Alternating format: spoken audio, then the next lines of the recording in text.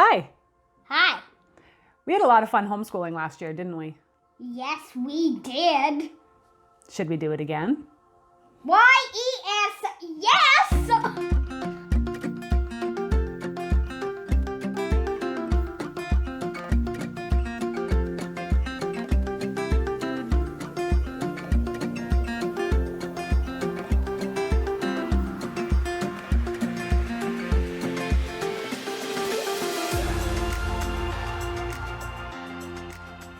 So as many of you know who've been following the channel for a while, last year we made the decision to homeschool our son. And we had such a fantastic experience with this that we've decided to continue doing this into grade 4. So if you're looking at for what our grade 3 curriculum was, I can link that video above here. So this was last year. And we're going to be venturing into grade 4 this year. One of the reasons why we decided to stick with homeschooling was that we are able to really focus and handpick curriculum that helps my son to thrive and engages him in learning. We're also able to adjust specific subjects based on his level. And so we really found that this accelerated his learning and ignited a passion for learning that I'm not sure he really had before. So without further ado, I'm going to go through the curriculum choices we made for this year. Some will be the same as last year, but a lot of them are quite different, and I'm excited to share them with you all. So I'm going to break these next video segments down based on subject, which of course makes the most sense, and I will start with math. If you saw my video last year, you'll know that we use Singapore Math's primary mathematics, and we absolutely loved it, so we decided to stick with it. They have a really great range in both knowledge questions as well as applications, so that way, you know, he has real world applicable ways to understand the basic concepts. So in this case, for grade 4, we're covering things like whole numbers, operations, geometry, area and perimeter, and so on and so forth. What I also like about this is that this particular curriculum doesn't force you to utilize the new grid method, which is the new way of teaching, I believe, multiplication. You can use that if that works for your family, but it didn't work for us. And some of the math curriculum we found actually forces you to utilize that grid method. Whereas here you've just got large areas in which you can work out your problems. And we absolutely loved it. There was a few times where he didn't have enough space to work out the math problem because he writes fairly large. So we would use a boogie board, which was like, I'm not really sure how to explain it, but it's a board where he could write temporarily and then we click a button and it all disappears. So we liked that. How I organize the weeks in terms of curriculum is what I do. So primary mathematics is broken up into 4A and 4B. You can buy the teacher's manuals for this as well. I'm hoping that my math knowledge is strong enough that I will be able to not need an answer key, because these ones are not, they're not expensive, but by the time you pile on the cost of the teacher's manual, the cost does go up. So what I do is I add up the total number of lessons there are in both books, and then I divide that by 36 weeks. And that is how long our standard education year is. And so that way I know, like last year, for example, we had to do 4 lessons a week in order to complete the curriculum. This year it might be a little bit different. I haven't done that math yet, but I do enjoy these quite a bit. And we, as you'll see, we tend to do a lot of paper curriculum when it comes to homeschool. So the next subject I want to cover is language arts.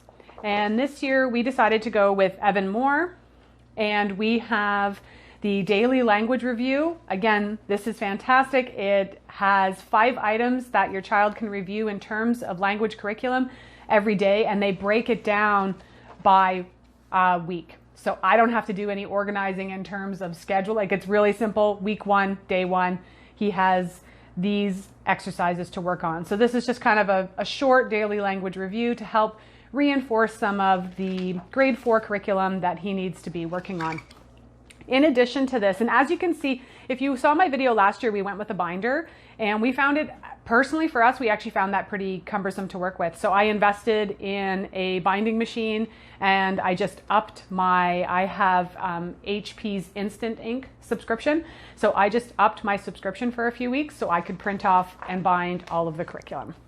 We also have Evan Moore's Language Fundamentals, which is another really great tool. For us, that's probably all we'll do because he's very strong in this subject. So I find he doesn't need a lot of reinforcement. But as you can see, they cover a lot of the language arts areas that you want to be focusing on, things like verbs, adverbs, nouns.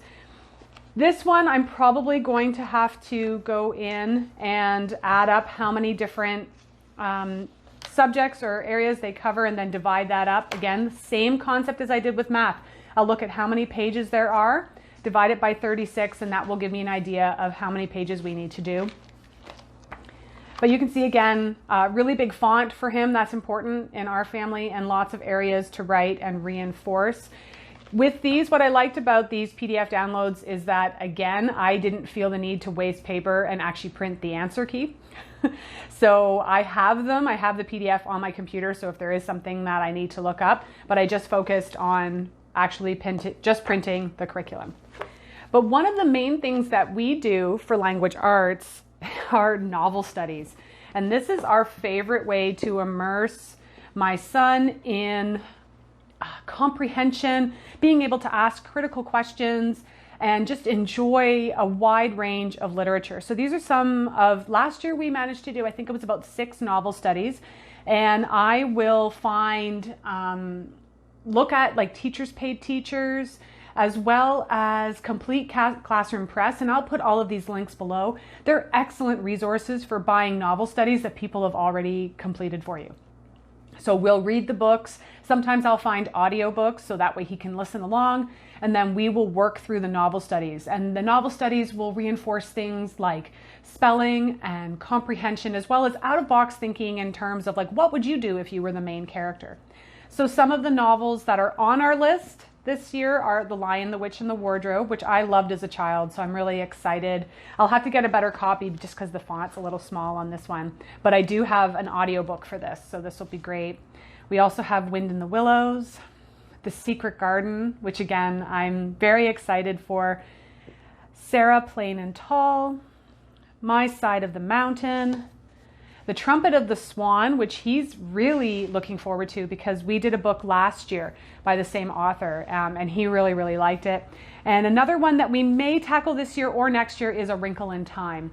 And there's a few others that I actually have novel studies for that we may add in, but this is quite a few novels, although my son loves to read. As you can see, he's already read The Trumpet of the Swan multiple times, so he's really looking forward to this one.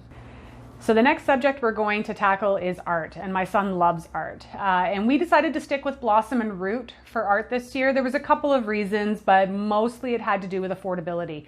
A lot of the other art curriculums that are out there are quite pricey. And then when you tack on the supplies you need on top of that, it can be a very overwhelming purchase. So for this year, we stuck with Blossom and Root. This was the only curriculum we stayed with Blossom and Root. I really wanted to like their science curriculum, but for us, it wasn't robust enough. And for the cost, I found that I was having to invest in a lot of extra resources in terms of really bulking up that science material. So I'm really excited to show you science, but first let's get to art. Again, they're really great at breaking things down by week. So this keeps it nice and organized. So the curriculum that I went with was, level 4, which is their grade 4 curriculum. And they break it up based on different artists. And then each week there will be, and they have additional book lists if you do decide to go with them. They have a great supply list, so you can start to, ask for things for birthdays or holidays or gifts. That way you can start to collect things in terms of what you need for supplies. And then they have lots of different activities to do. So one of the things I liked is every week they had a picture study that would really expose your child to different types of art and allow them to start to explore things like textures and colors, the feelings that were evoked. In this year's curriculum, they look at the life of the artist as well. And then I do believe you start to do some almost like reproductions of the type of art that this particular artist did. In addition to this, we just love doing crafts as well. So that's when I start to go into things like Pinterest and those sorts of things to continue to explore art with my son. Because like I said, he absolutely loves it. The next subject we're going to tackle is social studies. And just like last year, I took advantage of Teachers Paid Teachers. I went online, I typed in grade 4 social studies complete curriculum, and I just purchased it. It makes my life so much easier. They didn't come with title pages. I designed those myself. And the grade 4 Ontario social studies curriculum is broken up into political and physical regions of Canada, as well as heritage and identity, early societies, 3000 BCE to 5000 CE. Same thing, I'm going to be looking at how many units there are. I will add them up and then again divide by 36 weeks. And each unit, let me see if I can find one so each unit will have an area where there's information that you have to cover. So this is where you'll actually teach your lesson from. And then after that, there are true and false, full answer questions. And then oftentimes we'll have really great discussions and branch out from these. I do find these curriculums fairly basic, but it also opens up a lot of opportunity for inquisitive questioning and really looking and thinking sort of beyond the framework of what they've taught us here. Like, I often ask them, do you think they've missed anything? And do you feel like this curriculum's complete? Like, I remember last year they were discussing medicines in Ontario. And because Mama is a herbalist, he was like, well, they didn't mention anything about using plants, Mom. And so we were able to have a really great discussion about that and sort of branch off from the curriculum. But at least I know that we've got the baselines covered. So, and last but not least, we're going to be looking at science and something extra that we got this year that we're really excited about. I was super thrilled to discover a company called Pandia Press, because my son's, in addition to reading and language arts, his favorite subject is science. And like I said, we were not, for our particular needs and what we want in a science curriculum, Blossom and Root didn't meet those for us. But Pandia Express, like, we are beyond thrilled. So these guys have multiple subjects to choose from astronomy, as you can see. I believe there was an earth sciences, there was biology and chemistry. And we've decided that this year we're going to do science every day. So the way that our homeschool schedule breaks down is that we do math and language arts, or at least last year we did math and language arts every day. We then had art one day, social studies, music, French, and we had a few other things as well. But those subjects each only took up one day a week. But this year we're saying, no, we're definitely going to do science, probably 4 days a week. So we got 2 sets of curriculum. If we don't finish it, that's okay. We can just continue on till next year. So one of the ones we got was astronomy, which we're really excited about. I'm a little worried that it might be a bit too basic, but I think it's going to be fun irregardless. So they have broken it down. They have a suggested weekly schedule where they have you doing science twice a week. So we're going to be able to go through this curriculum faster because we're going to do science 4 days a week. So we'll condense week 1 and week 2 into a single week, allowing us to be able to do chemistry as well. And I'll show you that one. So this is fantastic. It's really, really well organized. You can buy the books directly from them, or you can buy the PDFs. Either works. And they have, again, some of the things that I'm looking for is really nice big font and writing. Great areas to work through, a lot of hands-on experiments, which he absolutely loves. There is a supply list in this one as well, because there's a lot, like I said, a lot of experiments. In this case, like, look at this, my rocket ship, parts of the rocket ship, and then composing your own. So he's really going to enjoy this unit. But he also picked chemistry. And this one is more for grades 2 through 5. And Pandia Express, I definitely encourage you to check them out because they have some more advanced curriculum too, I believe all the way up into high school. So if you're homeschooling and you've got older kids, so a lot of chemistry labs. And the same thing, they've broken up. So here's your supply list, an example of all the things you need. And a lot of them are things you have around the house, right? Like granulated sugar, flour, eggs. I got all that stuff. So you don't have to worry too much about paying extra for your supplies. And then I believe they've done the same thing. They've broken it up based on weeks. So if we do science 4 days a week, we'll be able to finish astronomy and then start chemistry partway through the year. Another thing we treated ourselves to, which we're really excited about, is History Quest. And this also came from the company Pandia Press. And this is teaching ancient prehistoric history through storytelling. And so they start, now of course this is, I will preface this, and we often joke in our family that this is what is currently taught as ancient history, but you know, things are always changing, right? And so there are stories, you know, your history quest begins in a time called the Paleolithic era. And they do have another book that I don't have with me here right now. They recommend, my husband's just running to get it, the Usborne Encyclopedia. So we did grab that as well. You walked right by it, my love. It's the red book, red spine there. Anywho, so they do have, there's a study guide that comes with the book. And then each unit has resources and materials you might need, some supplies for them as well. Above the second grade cube, hun, left-hand side. They'll have lessons, and there'll be pages that they ask you to read from either this book or the one that my husband is hopefully going to be grabbing for us in just a second. The Usborne Encyclopedia of World History, I believe it's called. Above the second grade cube, left-hand side. Above, left-hand side. There it goes. He found it.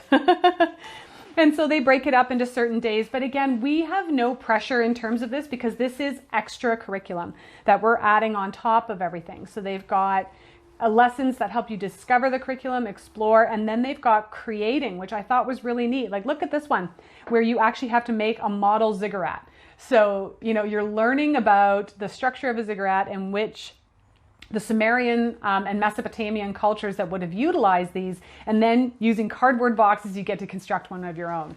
Something that he's, like, look at that right there, something that he's going to completely fall in love with. So this was a bonus curriculum for us that we're really excited about. And this is the other book that they recommend having on top of that. They also have lots of internet links that will, that you can refer to. So this one, I think, out of everything, we're most excited about the science and checking out History Quest for next year. So there's two other areas that I don't really have paper curriculum to show you, but I definitely didn't want to leave out. So in Ontario, in grade 4, kids start learning French. And we actually started learning last year. So we're a bit ahead of the game, and I want to continue developing that core language for him. And we use a free app called Duolingo.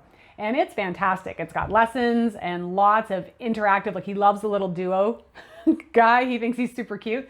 So that keeps him interested. I'll make flashcards to help practice new vocabulary, but we will do that, you know, a couple of days a week. So that way I'm ensuring that he is getting that new language curriculum as well.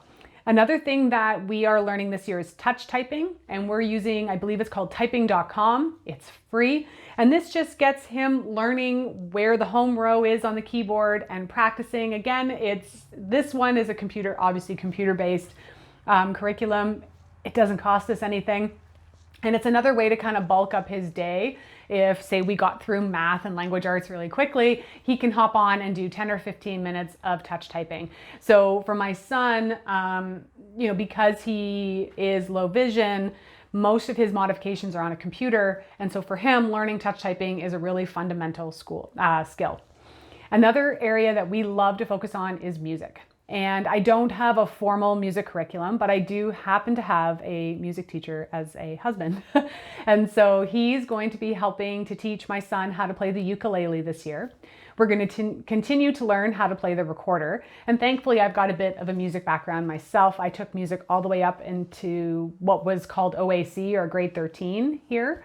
And I played clarinet, so the recorder wasn't too hard. And him and I are going to learn piano this year. So these are areas where we're still, like, we don't have, like I said, specific curriculum that we're following, but we're still ensuring that we're covering all of that. So I just want to go over one more time how we break up our schedule. So this year for grade 4, math, language arts, and science will be done 4 days a week, pretty much every day.